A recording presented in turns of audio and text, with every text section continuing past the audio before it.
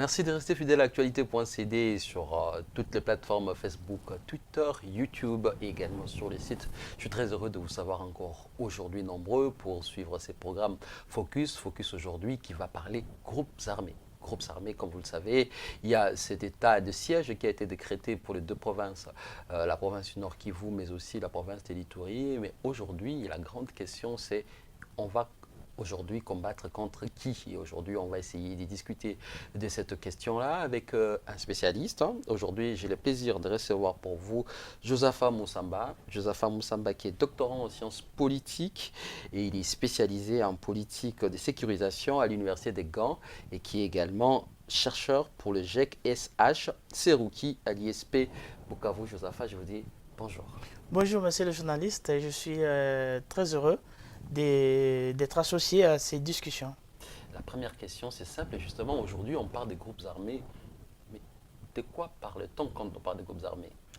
Parlons de l'Est et de la RDC. Quand on dit groupes armés, c'est quoi? On parle de quoi? Alors, quand on parle de groupes armés, il faut voir des structures créées par un certain nombre de populations. Ça peut être des civils, ça peut être aussi des déserteurs. Et ça peut être aussi un groupe de gens qui prennent les armes, mais qui a une sorte d'ancrage communautaire. C'est-à-dire qu'il a des racines, il est enraciné dans la communauté. Et donc, ces groupes-là, il y a un certain nombre qui caractérisent ces groupes armés. Et donc, il faut, quand on parle de groupe armé, il faut comprendre qu'il s'agit de groupes qui ont un contrôle territorial. C'est-à-dire qu'ils contrôlent un territoire. Il peut avoir aussi une influence sur un autre territoire. Et donc, il peut avoir un contrôle de plusieurs villages. Il peut avoir aussi une influence sur plusieurs villages. Et où, pas forcément avoir des casernes comme les FARDC, pas forcément aussi avoir des bureaux, mais parce que certains de leurs bureaux sont soit dans leur maison, soit dans les positions qu'ils ont, et ou aussi dans leur campement. Et donc, ça, c'est une des choses. Des deux, lorsqu'on parle de groupe armé, il faut comprendre qu'il s'agit d'une formation, je veux dire politico-sécuritaire, qui essaie d'organiser les populations dans les zones qu'ils contrôlent. Et organiser les populations, c'est ce qu'on appelle la gouvernance rebelle. La gouvernance rebelle, c'est comment ils essaient de forger ou les pratiques qu'ils mettent pour que les populations obéissent dans les zones qu'ils contrôlent. Et parfois, c'est des gouvernances, parfois des violences ou de collaboration. Parce que dans les zones occupées par certains groupes armés, par exemple par ancrage communautaire congolais, et donc les chefs coutumiers, ils sont toujours là. Les chefs du village, ils sont là.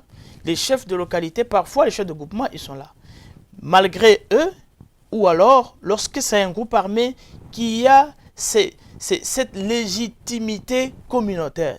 C'est par exemple les Raya Mutomboki, quand ils naissent avec les exactions qui étaient commises par l'FDLR à son temps, c'est que des chefs coutumiers, la communauté a donné les quitus et il a encouragé et supporté les groupes armés et à se créer dans le but de sécuriser ces populations à son temps, à un moment où l'armée et la police n'étaient pas là, et c'est où les FDLR terrorisaient, massacraient les gens. Voilà. Bonne entrée à la matière déjà, mais la question c'est de savoir, quand on regarde toute cette partie de l'Est, on voit que dans leurs origines, dans leur origine ou leur genèse, c'est très difficile que de pouvoir dire qu'ils ont tous un même parcours, ils ont tous les mêmes revendications. Comment naissent généralement les groupes armés dans cette partie du pays? Alors, les groupes armés naissent différemment. Il y en a des groupes armés qui naissent de certaines décisions politiques, peut-être prises au niveau national, ou alors au niveau provincial, ou au niveau local.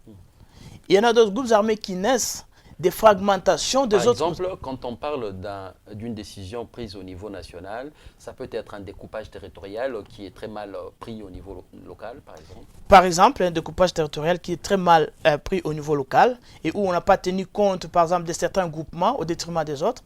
Ça peut être aussi les décisions de remplacement de certains chefs coutumiers. On en a vu à l'intérieur du Kasaï, avec les Kamouina, mais dans l'Est aussi, il y en a plusieurs où c'est des groupes armés qui étaient déjà là, mais qui sont mobilisés dans un conflit de succession au pouvoir coutumier. Surtout dans le territoire des Kabaré, dans la chefferie des Ninjas, il y a un cas qui est bien connu. Et le chef coutumier est décédé, mais à un certain moment, certains de ses fils qui se disputaient le pouvoir, bon, il y en a qui ce conflit-là a été mobilisé par le groupe armé, tu vois. Et donc, ça fait partie d'un contexte. Un contexte, je ne veux pas dire général, mais un contexte qui peut expliquer la naissance de ce groupe armé. Je disais aussi de la fragmentation interne des groupes armés, parce qu'on a comme l'impression que tout vient de l'extérieur. Non. Il y a des groupes armés qui se fragmentent, ça veut dire qu'ils se divisent de l'intérieur. Les cas les plus récents, c'est celui des NDCR rénové de M. Guidon Chimira et Mouissa. Alors, M. Guidon, il a connu une fragmentation. Nord Kivu dans le Walikale. Au Nord Kivu dans le Walikale. Il a connu une fragmentation récemment. Et aussi, le groupe armé étranger, ils connaissent des fragmentations. C'est le cas de FDLR Foka, qui ont connu une fragmentation déjà en 2015-2016 avec le CNRD. Le CNRD, ils viennent. Il y avait le Soké aussi. Ils ont quitté les FDLR Foka. Donc, du fait que les dynamiques internes du groupe armé, par exemple, les ambitions de certains commandants, et comment ils essaient d'asseoir la légitimité interne pour contrôler les petits combattants, et les intérêts aussi internes des groupes armés peuvent faire en sorte qu'il y ait fragmentation et un autre nez. Et donc, ça, c'est des éléments qui expliquent, par exemple, la naissance de certains groupes armés. Il y a aussi, comme je disais, les dimensions sous-régionales. Les dimensions sous-régionales, et où les guerres internes internationalisées font à ce qu'il y ait des groupes armés qui fuient leur État et se déversent sur nos territoires. Comme les FDLR, comme les ADF Nalou, comme les Red Tabara, comme les FNL, comme ce fut le cas de Forebou, le groupe qui est venu en 2015 après le coup d'État manqué au Burundi. Et donc, au nord. Voilà. Et tous ces groupes armés, ils trouvent, par exemple, des passerelles où la porosité de nos frontières, ils vont rentrer dans notre territoire et ils peuvent trouver pas des refuges, des bases arrières. Et c'est des négociations parfois avec des chefs locaux, parfois avec le groupe armé congolais qui contrôle. Vous savez, il y a en 2015, 2016, plutôt 2017, et on a découvert qu'il y avait voilà, un groupe armé étranger qui était dans l'espace congolais et où un État étranger venait le poursuivre dans notre espace. Et ça veut dire qu'à un certain moment aussi que la branche militaire, ou bien, je ne peux pas l'affirmer ici, a donné le quitus. Lorsque une partie de l'armée étrangère va venir poursuivre un groupe armé dans l'espace, c'est-à-dire qu'il y a un quitus. De deux, parfois les États étrangers vont appuyer des groupes armés congolais pour traquer leur propre groupe armé à l'intérieur de notre territoire. Il y a plusieurs cas dans le territoire d'Ouvira, plusieurs cas dans le territoire de Fizi. Et donc, bon. On a par exemple dans les derniers rapports de groupes d'experts des Nations Unies qui accusaient notamment le Rwanda d'avoir notamment organisé des incursions au Congo pour traquer notamment les FDLR. Alors, c'est cette question pour avoir accusé le Rwanda. Et donc, il est très clair qu'à un certain moment, même si le Congo, ça c'était, je ne vais pas parler de la responsabilité du gouvernement congolais, mais il y a une responsabilité derrière. Parce que même au niveau des Nations Unies, au niveau du Conseil de sécurité, si le Congo invite un autre État à venir l'aider à traquer un groupe armé des ressortissants de cet État là-bas, le mieux aurait été pour le Congo, le gouvernement congolais à son temps, d'informer au Conseil de sécurité. Informer que nous... Mais ils n'ont pas informé. Ce qui fait que les experts, dans leurs investigations, ils ont découvert ça. Ils ont écrit, je pense, ils ont aussi dit, le gouvernement congolais n'a pas répondu à son temps. Et donc, pour avoir des explications, et ils ont découvert qu'il y avait certains éléments de l'armée rwandaise qui sont venus. Et est-ce que le gouvernement congolais a aussi informé les Congolais? Je pense, je ne peux pas leur en vouloir, mais j'estime tout simplement qu'à ce moment-là, si le gouvernement estimait qu'il fallait qu'ils viennent pour traquer ce groupe armé, mais il fallait informer le Conseil de sécurité. C'était un problème incohérent que nous avons connu. Mais c'est réel, ça revient de la politique, la nouvelle politique du pouvoir actuel, que de rassembler toutes les intelligences avec une dynamique sous-régionale pour pouvoir arriver à endiguer avec les rébellions. Malheureusement, on a tué Mouda Chomora, mais les FDLR Foka, ils sont toujours là parce qu'ils ont la capacité non seulement de se reproduire, mais la capacité de résilience. Ils ont tué Mouda Chomora, il y a Omega qui est là, il y a aussi Bihingiro Victor qui est là, et il y a des jeunes au sein des FDLR qui sont là. On a créé la fragmentation avec les CNRD. Bien sûr qu'avec les tracts, quand ils étaient à Kitindiro, à Calais, bien sûr, certains sont rentrés chez eux, mais on a vu que les FDLR, c'est un des groupes armés étrangers qui a la capacité vraiment de résilience et qui sait comment naviguer entre nos espaces et où règne le vide sécuritaire parce que ni l'armée n'est pas là, ni la police n'est pas là. Ce que vous dites, on peut également le retrouver à Nitouri où on nous avait présenté quelqu'un qui, semblait-il, était le responsable de la Codeco, le responsable a été tué. Mais finalement, la Codeco s'est développée en quittant Djougou pour notamment s'occuper et aller dans d'autres territoires, notamment les territoires, on peut même le retrouver à Irumu ou encore à Aru, à Mahagi, ainsi de suite. Donc le fait de traquer un groupe armé peut également donner naissance à une fragmentation dans ces groupes et donc développer d'autres dynamiques au niveau du terrain. Je suis tout à fait d'accord parce que même la traque a quelques éléments assez spectaculaires parce que même la traque lance une sorte de la reddition. Mais dans mes analyses conceptuelles, je parle de lorsque le combattant ne peut pas se rendre de lui-même, les opérations militaires peuvent les contraindre à se rendre. Et ça fait partie soit des prisonniers ou bien on le ramène dans le processus de démobilisation. Dans mes expériences, j'en ai vécu beaucoup à Chabunda, j'en ai vécu beaucoup aussi dans le Fizi. Et récemment d'ailleurs, on traquait une des fragmentations d'un groupe armé phare des Fizi, M. Alida. Certains de ces combattants ont été traqués, se sont rendus à l'issue de ces traques-là. Et donc, les traques peuvent avoir des impacts sur la réduction, sur la démobilisation des combattants. Mais à ce moment-là, une traque qui soit à mesure d'en finir complètement. Si elle n'en finit pas complètement, et c'est un problème parce que tu te rappelles des opérations Umojawetu, Kimia 1, Kimia 2. Aujourd'hui, nous sommes dans le Soukola. Ces opérations ont eu quelques hauts faits, mais aussi ils ont eu des limites. Parce qu'ils sont parvenus à propulser ces groupes armés, parfois les groupes armés en 2015, à l'intérieur du territoire national. Ce qui fait que cet intérieur du territoire national, où la police et l'armée, dans certains endroits, ils ne sont même pas là.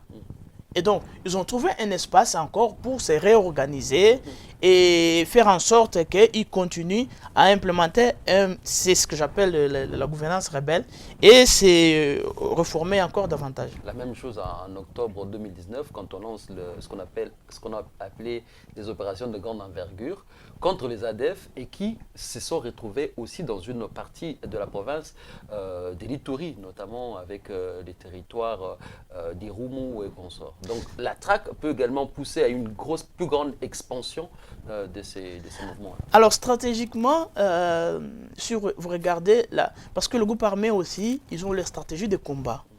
Ils ont leur stratégie de combat, de la même manière que l'armée.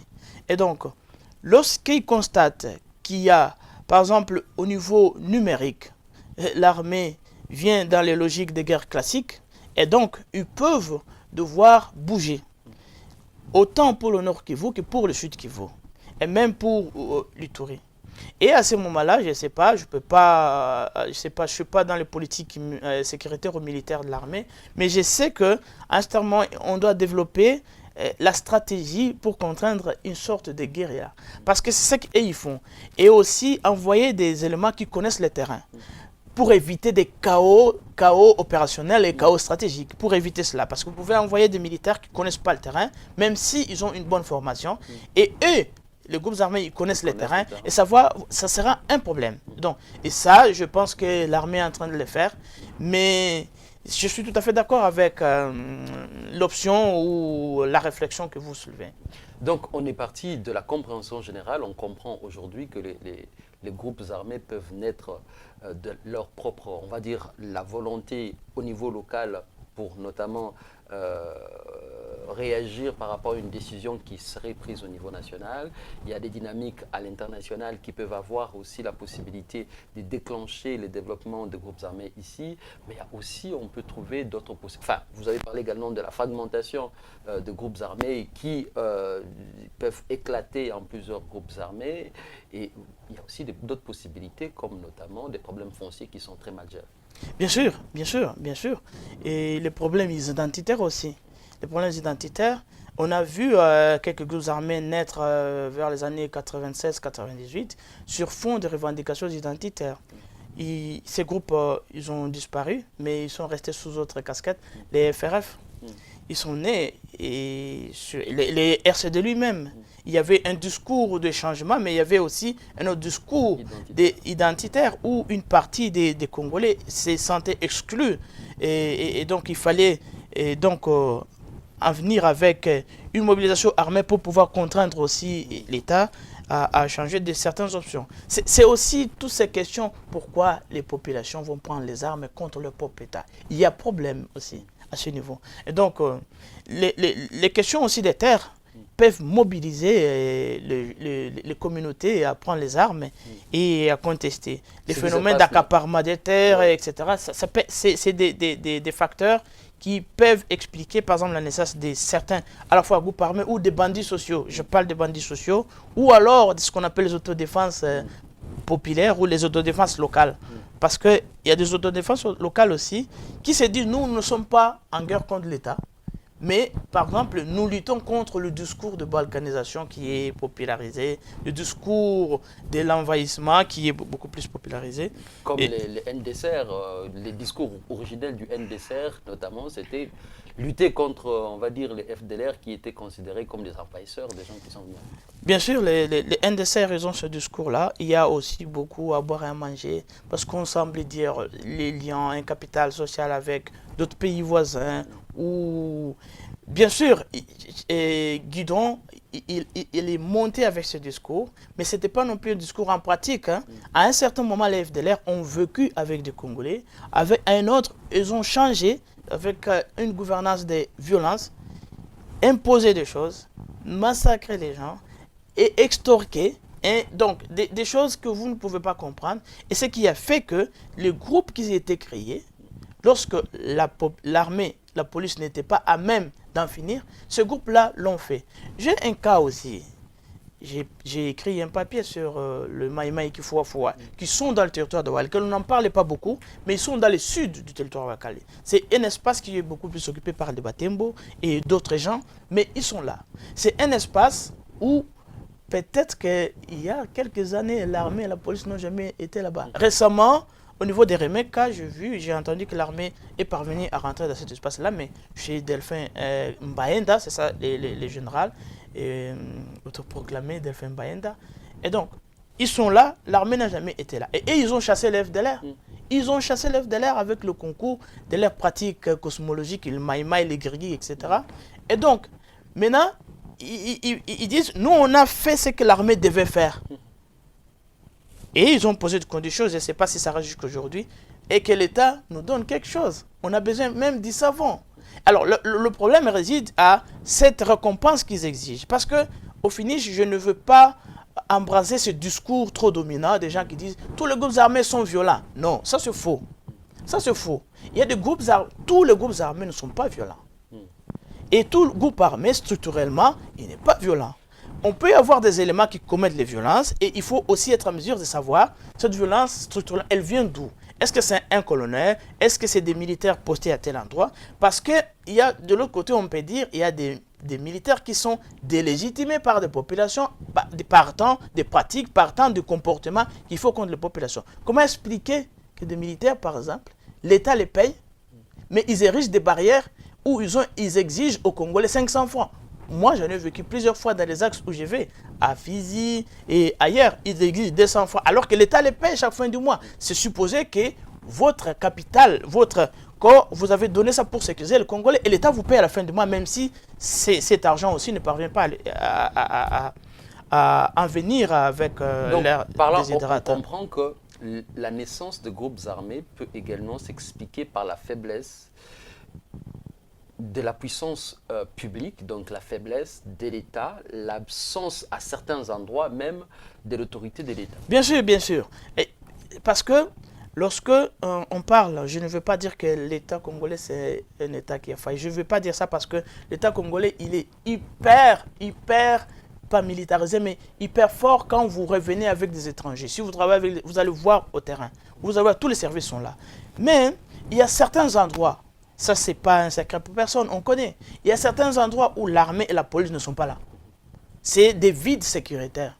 Même si les chefs du village, même si les coutumiers, même si les populations vivent dans ces endroits-là, mais ces structures institutionnalisées pour pouvoir protéger l'intégrité du territoire, maintenir l'ordre public, ne sont pas là. Ou alors, s'ils sont là, ils sont peut-être 3 ou 4 policiers pour un sous-commissariat. Comment expliquer cela? Ou s'ils sont là, par exemple, aujourd'hui, je me réserve de dire que j'étais dans une zone dans le sud de Lubero. Il y a une compagnie de 12 militaires. Mais vous avez un groupe armé qui, pour la récupérer, être 50 combattants. Qu'est-ce que vous faites? Et c'est des passerelles, il y a des négociations. Nous, on est là. Tant que vous passez, vous ne nous dérangez pas, on laisse. Vous voyez? Et donc, ça peut... les vides sécuritaires expliquent parfois les pratiques de sécurisation que j'ai dit. Parce que lorsque l'armée n'est pas là, la police n'est pas là, s'il y a des tensions intercommunautaires, ils s'en viennent à se battre ou à se mobiliser ou à prendre les armes les uns contre les autres. Qui va arrêter cela? Et c'est ce qui explique parfois des choses que vous entendez, par exemple, au plateau de Vera. Il y a certains membres de communauté, même si j'apprends et des gens ici à Kinshasa, ils disent « Ah, nous, la communauté X, nous ne sommes pas dans ça. » Oui, mais si vous êtes à Kinshasa, vous êtes député. Si vous êtes à Kinshasa, vous êtes... Mais il y a des élites locales qui sont là et qui encouragent, par exemple, les leurs qui font la protection de leur famille. Et ils sont d'accord, ils légitiment ça. Vous voyez? Et donc, ça mérite d'être compris, ça mérite Nous, on fait les études pour comprendre ça et expliquer autrement. Ne pas dire que tous les groupes armés, c'est des criminels. Non. Parce que, au finish, moi, je vois dans l'armée, il y a pas mal de gens qui étaient dans ces groupes armés des années 90. Les RCD, les MLC, les RCD KML, etc. Il y en a des gens qui sont aussi dans les institutions ici, qui donnent, si vous voulez, des leçons. Ils ont été dans les branches politiques. On va parler prochainement de l'organisation. Dans les branches politiques des RCD.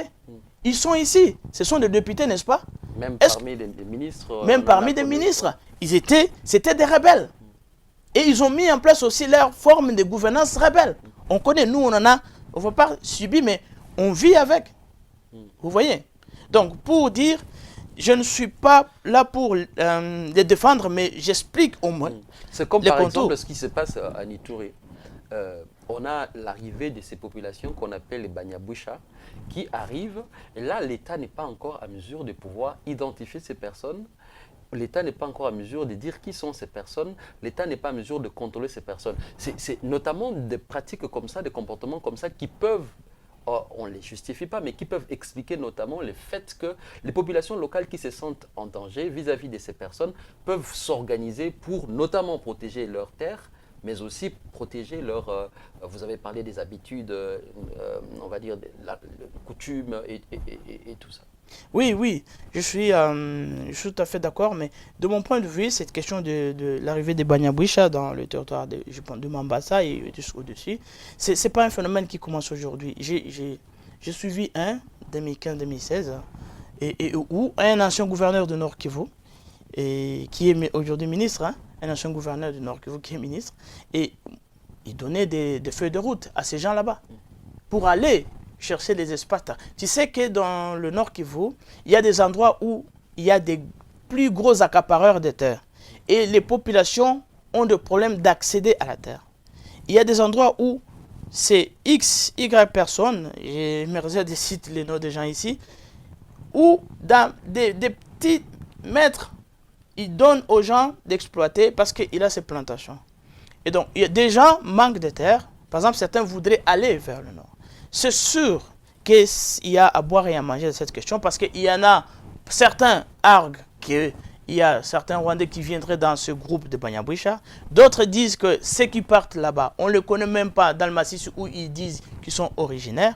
Mais c'est un débat, moi à mon niveau, je pense que c'est un débat... Non, c'est juste dire que si l'État, à ce niveau, n'arrive pas à gérer ces genres de questions, la résolution alternative de ces questions peut être faite par des populations locales elles-mêmes. Bien sûr. Notamment en faisant naître des groupes d'autodéfense qui peuvent notamment créer, vous avez dit, de pratiques de sécurisation locale pour notamment répondre à l'absence ou à la faiblesse de la réponse de l'État. Je suis tout à fait d'accord. Je suis tout à fait d'accord avec vous sur ça. Et idem pour d'autres questions assez importantes.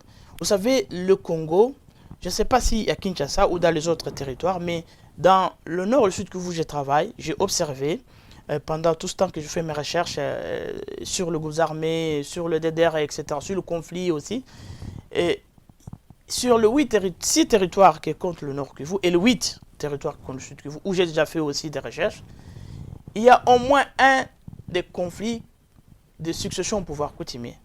Il y a au moins un dans chaque territoire. Et là, vous allez voir, même si vous descendez dans les localités, vous allez voir des problèmes entre les chefs, etc. Pourquoi le pouvoir public ne peut-il pas penser à long terme à un programme pour gérer ces questions-là de manière transparente et associer aussi les coutumiers à gérer de peur que lorsqu'il y a des tensions, qu'on ne mobilise pas ou alors que le groupe armé ne vienne pas dans ce débat-là. Et ça, vous avez aussi l'absence de certaines juridictions d'État qui peuvent notamment ne pas permettre la résolution pacifique de ces problèmes. Vous prenez Lubero, vous avez Lubero Centre par exemple, vous voyez des personnes qui viennent là-bas parce que le parquet de grande instance qui est là, des gens qui peuvent faire des kilomètres et des kilomètres, qui viennent, qui passent 2 semaines, des mois là-bas pour attendre un jugement, un procès qui doit commencer, qui ne commence pas. Entre-temps, les gens s'entretuent. Mais c'est ce qui est vrai. Ce qui est vrai. Moi, tu vois, pour quitter un Kanyabayonga, aller à Lubero, tu dois faire, même à moto, moi je le fais le plus souvent à moto, parce que je suis chercheur, je n'ai pas assez de moyens. Mais, vous allez quitter là-bas, ou alors dans une zone KCA, etc., pour aller jusqu'à Lubero, là où il y a le tribunal de paix. Idem pour Fizi, idem pour Chabunda, idem pour Bunyakiri. Et l'État congolais, à son temps, a pris cette décision de suspendre les tribunaux coutumiers et laisser ce tribunal des droits positifs qui est là. Mais il ne parvient pas. D'ailleurs, ces tribunaux, parfois, il y a des questions qui vont au-delà de... Ils ne parviennent pas à résoudre. Par exemple, s'il y a des problèmes coutumiers, comment vous allez les gérer là-bas? Quelqu'un qui va quitter, par exemple, Kigouloubé, il va à Chabunda, il doit faire, par exemple, 1 semaine pour aller attendre un jugement à Chabunda. Et bon, je ne veux pas anticiper sur l'état des droits. C'est les juridictions militaires qui vont connaître ça. Comment est-ce qu'on va faire si les gens s'entretuent et le tribunal coutumier est suspendu, le tribunal de paix, il est très éloigné. Maintenant, celui militaire, il n'est même pas. Il n'est même pas. Comment est-ce qu'on va faire?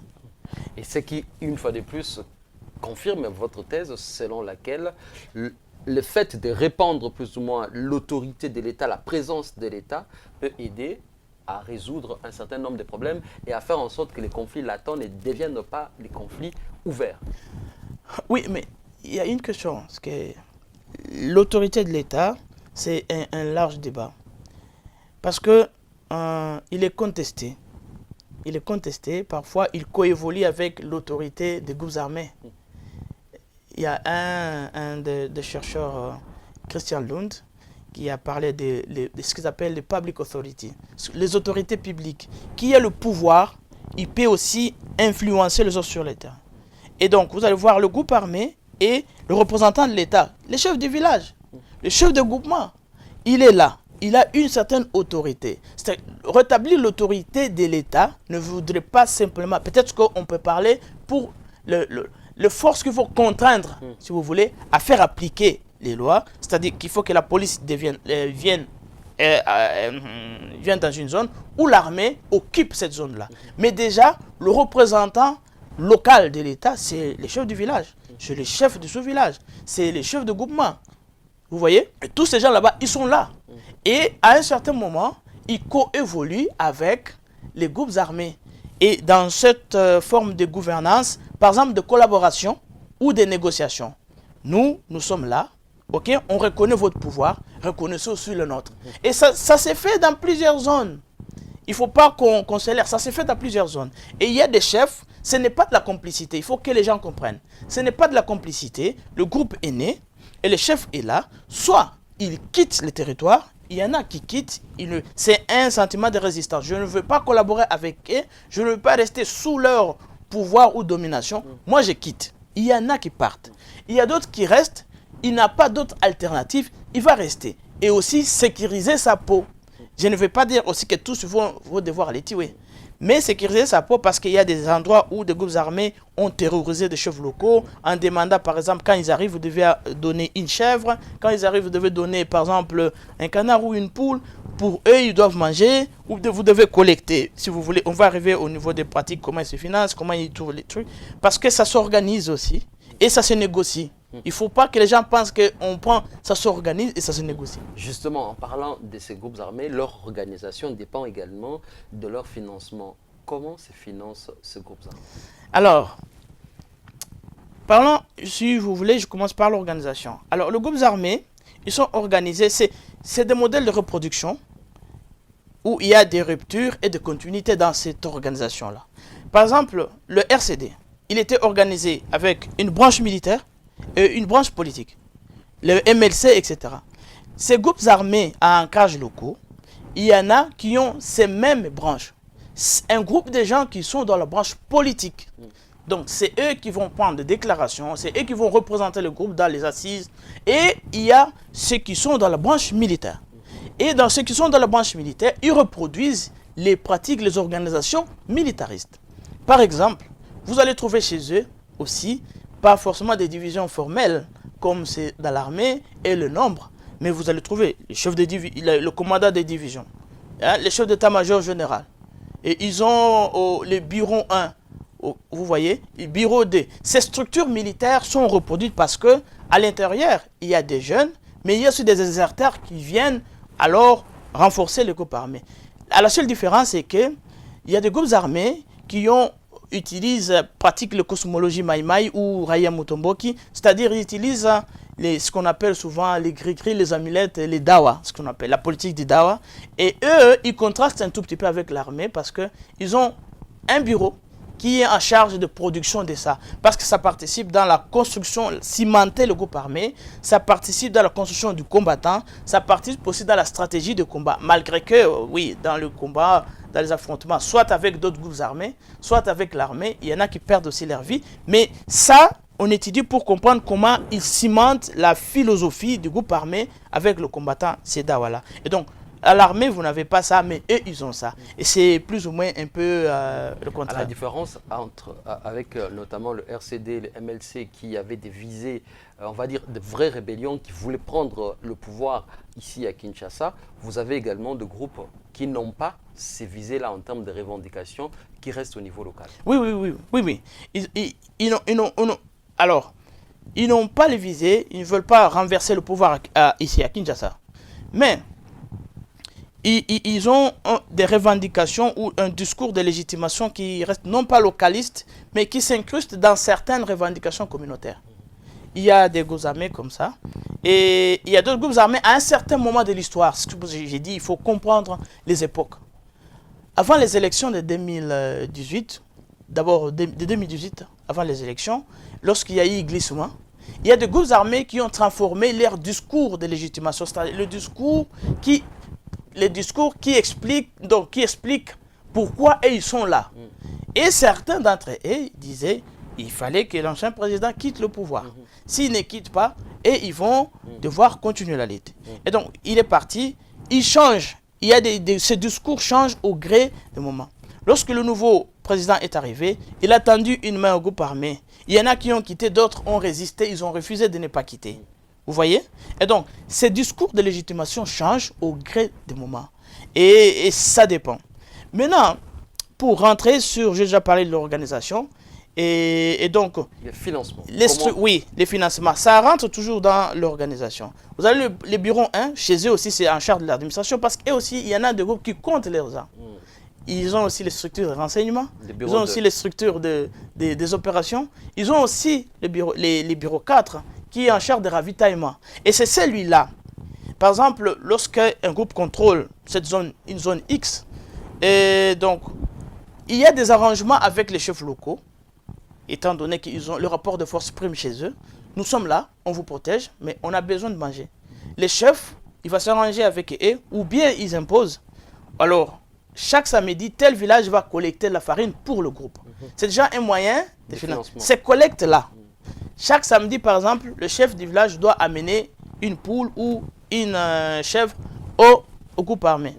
Ou alors, on se négocie on a des marchés hebdomadaires, les marchés du lundi, les marchés de vendredi, parce que dans les milieux ruraux, il y a des marchés, par exemple, vous avez un marché ici à Gombe, il y a un autre marché qui peut être à Ndjili.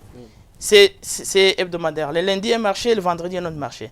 Et donc, on peut leur demander le jour du marché, parce qu'il y a des gens du village qui viennent vendre, il y a aussi ceux qui viennent acheter. Ok?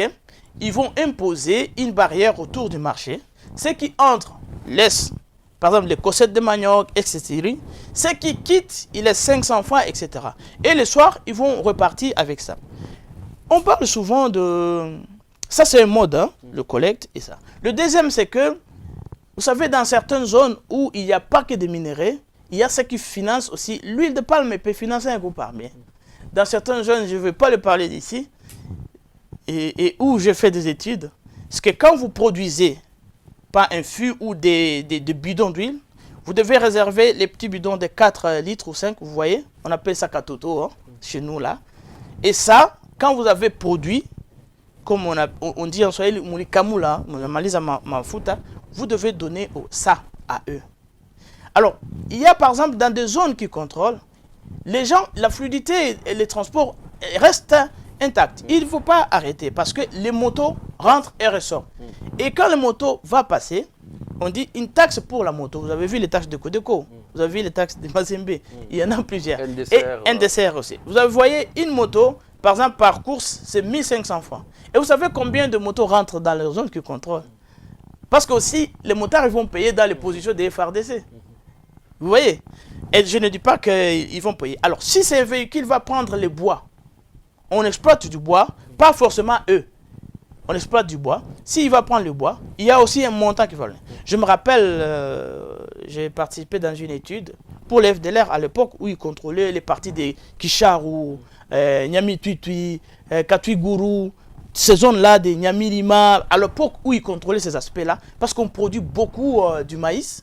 Et les tracteurs qui allaient là-bas, vous devez entrer, vous avez droit, vous devez payer quelque chose chez eux. Vous allez couper le bois, ok, pour faire les planches. Les tronçonneuses doivent payer de la même manière chez les Mazembe, dans ces espaces. Ils doivent payer enregistrement de tronçonneuses et ça, ils se financent, pas forcément les minéraux.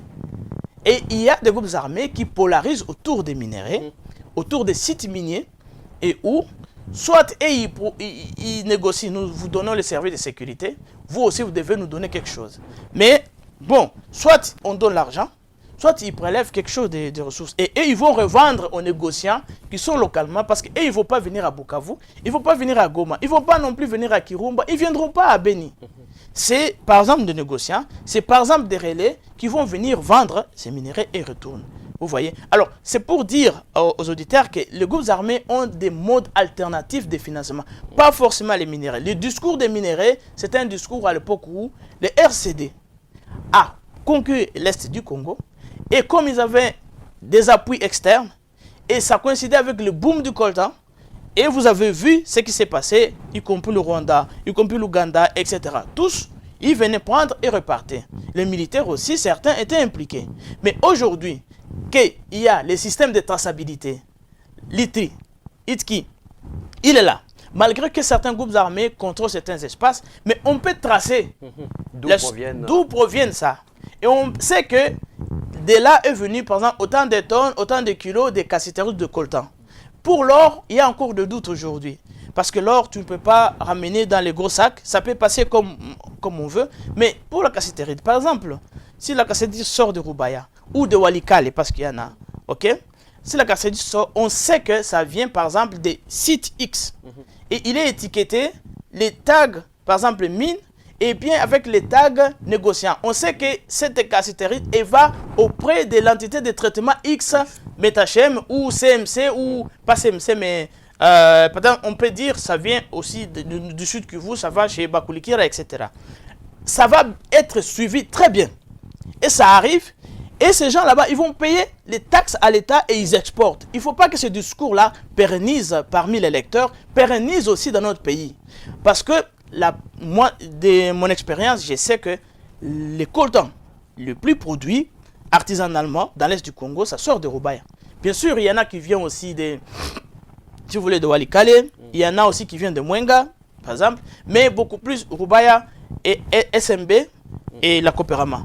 Ces gens là-bas, ils payent les taxes à l'État. La société qui existe, oui. Et puis il y a la coopérative qui existe avec notamment les amateurs. Oui, ou les membres de coopératives. On peut parler des processus de ce qu'on appelle Kuchora, le fraude. Peut-être on amène une partie dans la traçabilité, l'autre on amène, étant donné les dynamiques des prix.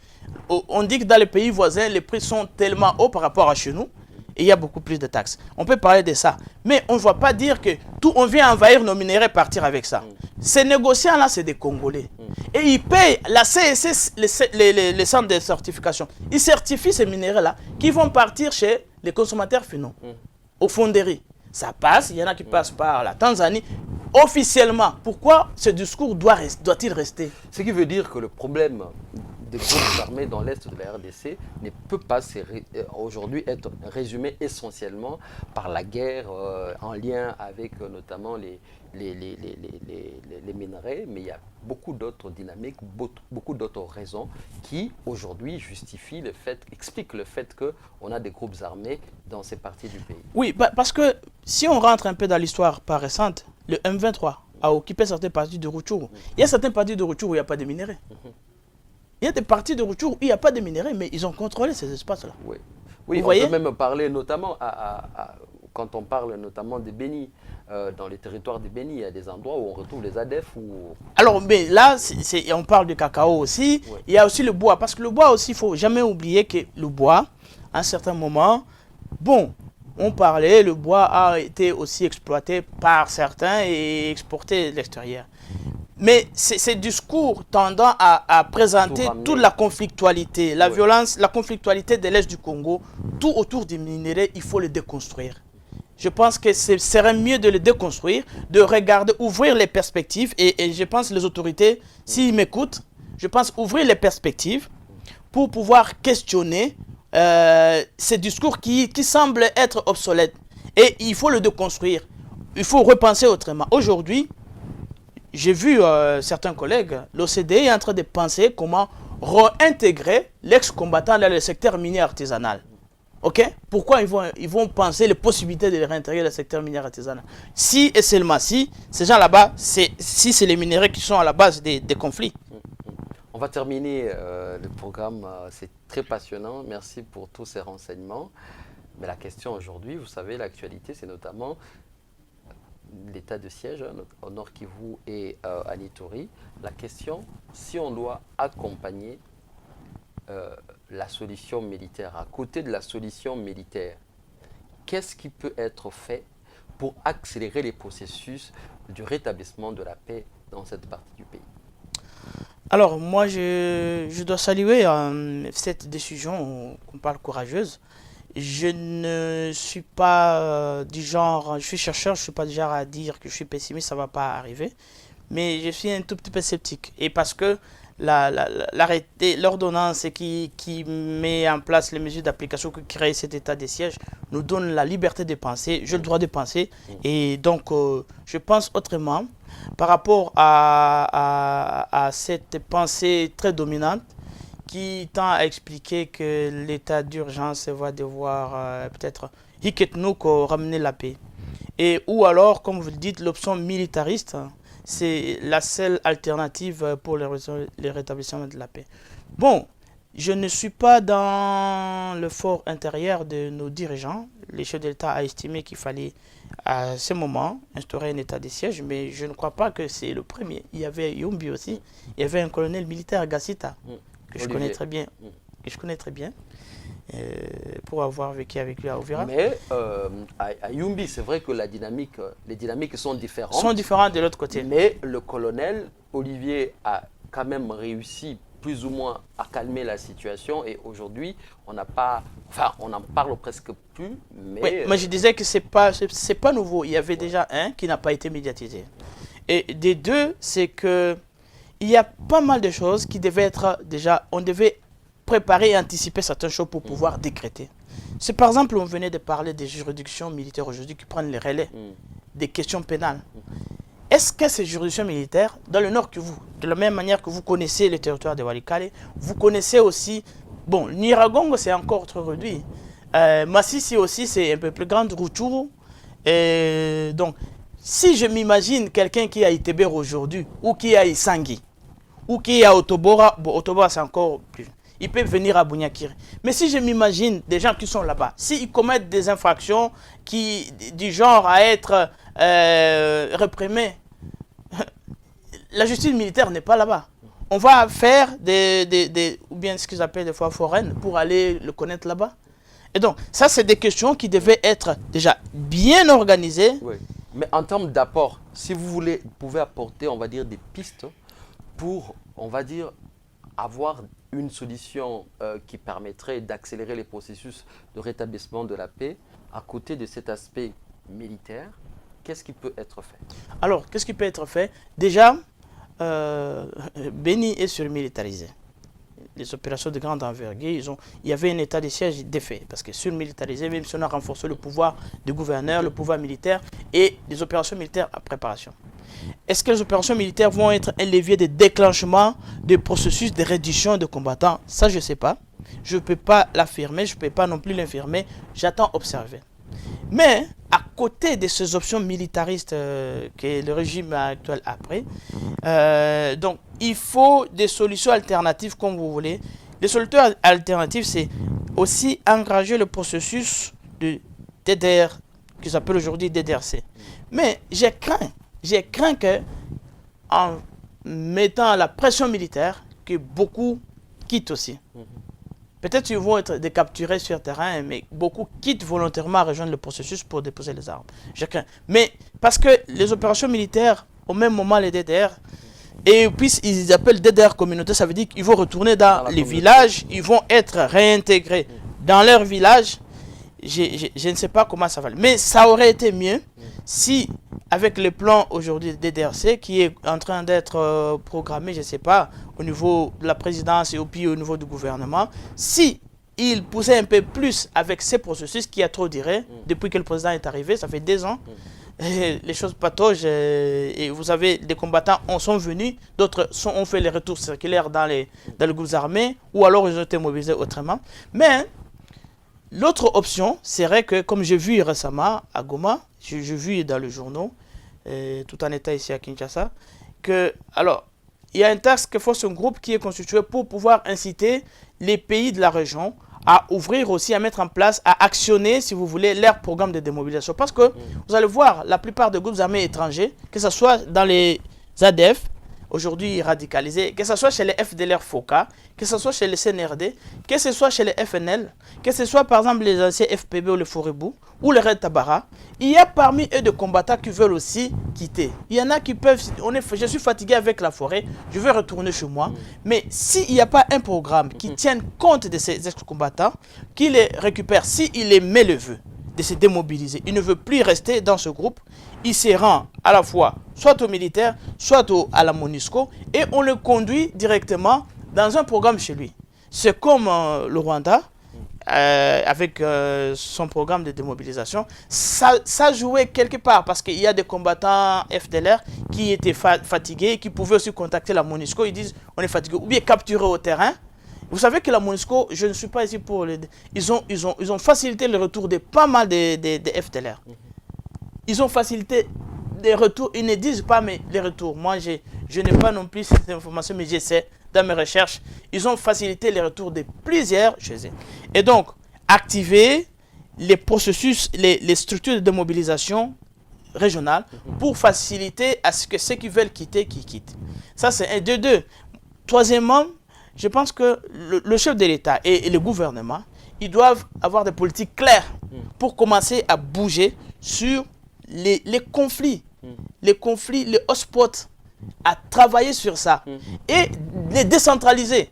Je ne veux pas que tout, comme ça a été dans les temps, c'est les ministres de l'Intérieur, décentralisation, qui gèrent. Non, il doit décentraliser. Il y a le rôle de ces gardiens, de ces chefs coutumiers. Il y a ces vieux sages coutumes. Ils peuvent être associés dans les discussions au niveau localisé. Et je pense que les partenaires du Congo peuvent accompagner le président Félix dans ce programme pour dire, au même moment qu'il y a les opérations, on engage les DDR communautaires qui disent, on essaie de bouger les partenaires ou les pays voisins et regardons ce que nous faisons chez nous.